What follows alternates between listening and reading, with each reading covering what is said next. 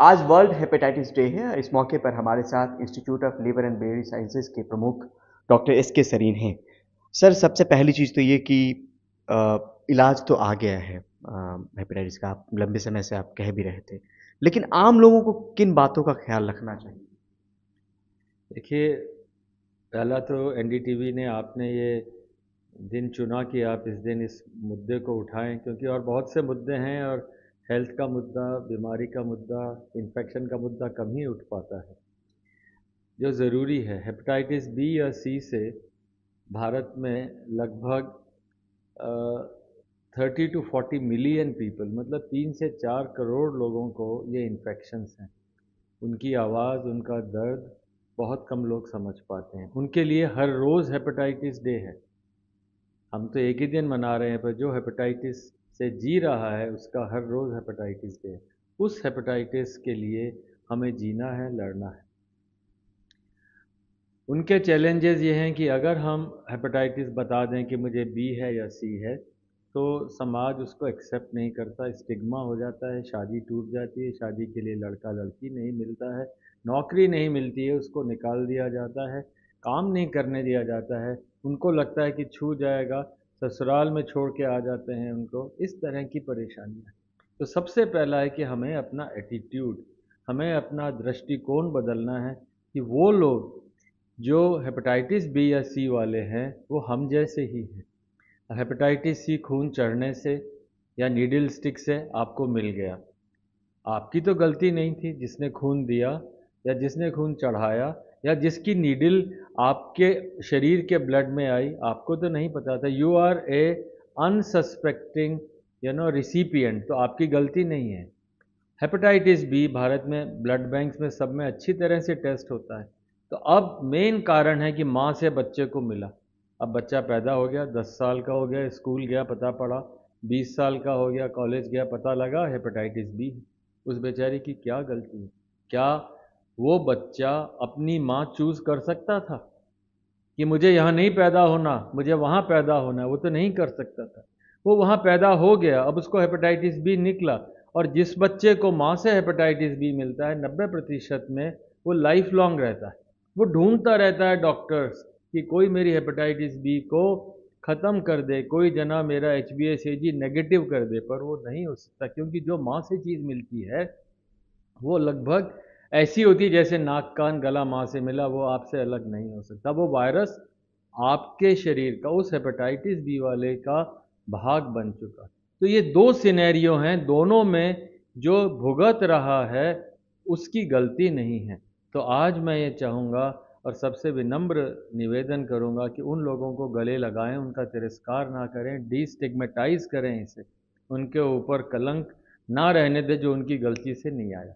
रहा आपका मेजर सवाल कि उनका इलाज कैसे करें। जी। इलाज भारत में 2018 में एक national viral hepatitis control programme शुरू हुआ।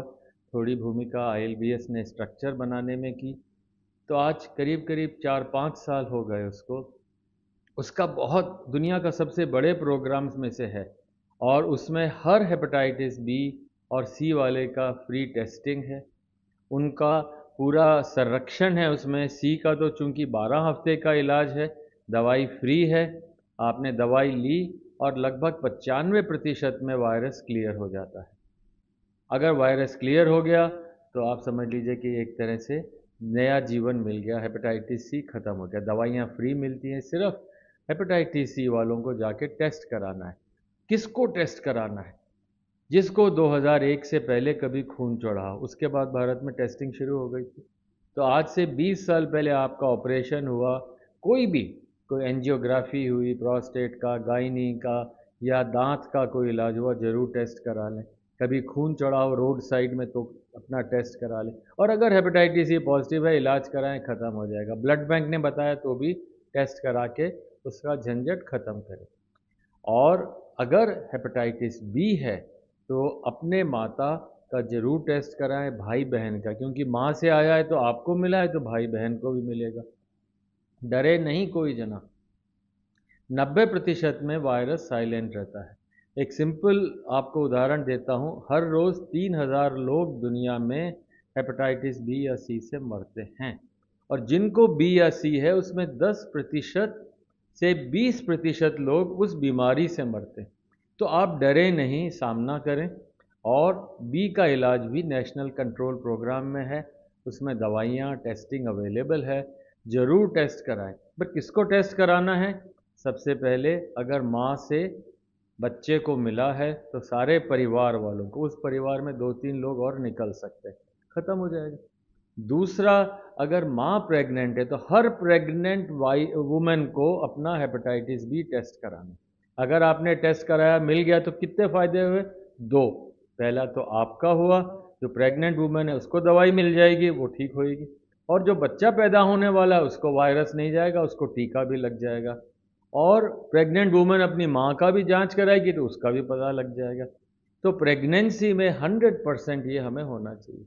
तीसरा, जो बच्चे पैदा हों उनको यूनिवर्सल वैक्सीनेशन फ्री है।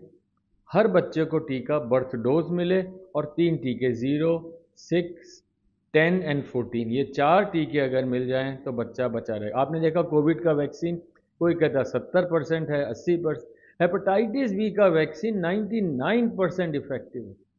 फिर भी दिल्ली में सिर्फ 34% ने हेपेटाइटिस बी का वैक्सीन लिया है, 66% लोगों ने वैक्सीन लिया ही नहीं। तो बड़े हों, छोटे हों, उनको भी वैक्सीन लेना है। बच्चों को 100% वैक्सीन लगना है। अगर हम ये प्रयास करें और आज ये प्रण लें हेपेटाइटिस डे के दिन, तो मुझे लगता है भारत से हेपेटाइटिस एलिमिनेट हो जाएगी। सिंपल 2 तरीके हैं। पहला, हर न्यूबॉर्न का टीका लगना ज़रूरी है। दूसरा, हर प्रेग्नेंट वुमेन का हमें टेस्टिंग करना ज़रूरी है। और जो हेपेटाइटिस बी से पीड़ित हों उनका इलाज कर दें। सोर्स ख़त्म हो जाएगा, ट्रांसमिशन ख़त्म हो जाएगा, धीरे धीरे भारत से हेपेटाइटिस निकलने लग जाएगी। लोग ट्रांसप्लांट के लिए नहीं आएंगे, लोग लिवर कैंसर से नहीं मरेंगे, लोगों में सिरोसिस नहीं होगा। और इस सब के लिए टोटल सोसाइटी अप्रोच चाहिए।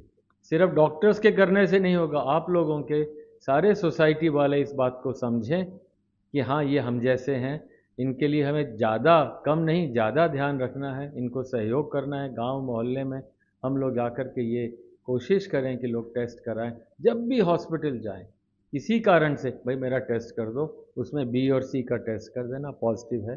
4% लोगों में पॉजिटिव है, बहुत बड़ी तादाद। HIV 0.3% में, तो उससे कई गुना ज़्यादा घातक है, 100 गुना ज़्यादा स्प्रेड होता है बी। तो इन सारी बातों के साथ अगर हम ध्यान रखेंगे, मुझे लगता है हर कदम में हमें सफलता मिलेगी। एक आखिरी सवाल सर, अगर हम जैसा कोई आदमी है, तो उसको क्या कुछ लक्षण होगा तो उसको जाना चाहिए? बहुत इम्पॉर्टेंट है। 90% लोगों को पता ही नहीं है कि हेपेटाइटिस बी। जब लक्षण आने लगते हैं उस समय तक बहुत देर हो जाती है। लक्षण उस बीमारी का हो जो एक्यूट हो, जैसे आज आपको खून चढ़ा और 6 हफ्ते में आपको थोड़ा सा पीलिया हो गया या जॉन्डिस के भूख कम हो गई, तब तो ये एक्यूट इन्फेक्शन है। पर एक्यूट इन्फेक्शन आजकल नहीं होता, क्योंकि ब्लड टेस्टेड है, नीडल्स टेस्टेड है। हाँ, कभी कभी एक्यूट हो सकता है, पर साधारणतया हमें सिर्फ सस्पेक्ट करना पड़ेगा। आप जैसे व्यक्ति हैं, हाँ भाई मेरा एंटीबॉडी बना हुआ है कि नहीं।